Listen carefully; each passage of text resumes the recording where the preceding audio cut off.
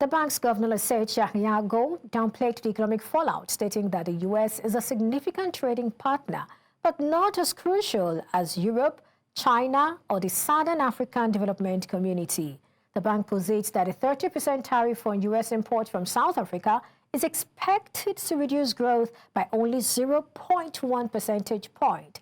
Kganyago described the situation as a setback, but not catastrophic. Professor Waldo Krugell, Economist, Northwest University, joins me to unpack this. Thank you so much, Professor, for joining me today. Good morning. Thanks for the opportunity. All right. Do you share the same thought as the SARB governor on the impact of U.S. tariffs on growth and inflation, or do you think the bank could be downplaying, longer-term risks? I think the big difference in views comes into what makes up for that loss of exports revenue. So if consumers step in locally, or there's an increase in investment, depending on the assumptions about that, it could have a really small impact on growth. I think they are right about inflation. The inflationary impact of this is likely to be very little.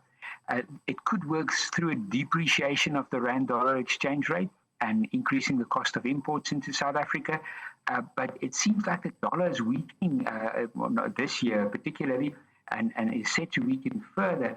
So I think in those terms, they may be slightly optimistic about the growth impact, but they're probably right about the inflation impact. And I think that the costs are going to be paid in a different way than just at this macroeconomic level. Right. Now, before the tariffs, industry associations and even the central bank itself warned of tens of thousands of job losses. Has that changed? What changed in their assessment, or what factors might mitigate this predicted job losses? Have they all been factored in? I think the key thing is that the job losses are probably going to occur in very specific sectors and in very specific places in the country. So we know that automotive exports are really hard hit by these tariffs. So the loss of exports of, for example, the Mercedes C-Class is going to be very specific for that producer, Mercedes-Benz, but also for people supplying components to them. So there's not much to do about that. The other big impact is in agriculture, specifically citrus fruit. And there, again, it's almost all concentrated in a single town where the 90% of produce goes to the US. So there are definitely going to be some job losses.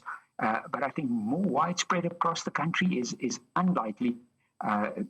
Everything else staying the same, as economists like to say. Well, I think we should be talking about offsetting this risk because, the governor also noted that the U.S. accounts for 7% of South African exports, and then talked about China, what China accounts for, and also talked about what Europe, especially Germany, accounts for, what they're looking at 12%, 8%. And then this shows that the U.S. is still a strategic trading partner.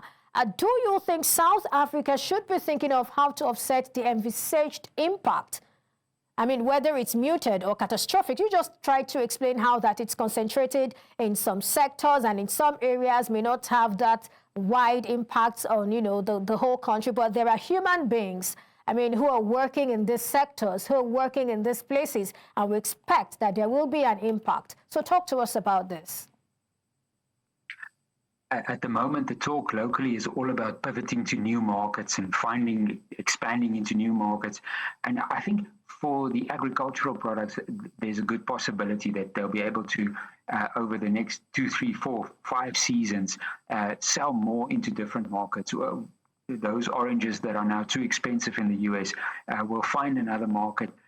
It's not easy. I think when you read the opinions about this, people make it sound as if you can just simply relabel your boxes and send them to a new market.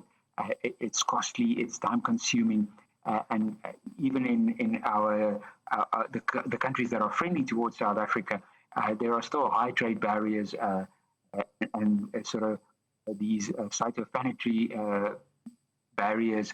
All of them will play a role. The big impact is going to be on the automotives, simply because they are part of a global value chain, international company making the decisions. Selling those elsewhere are not going to be that straightforward.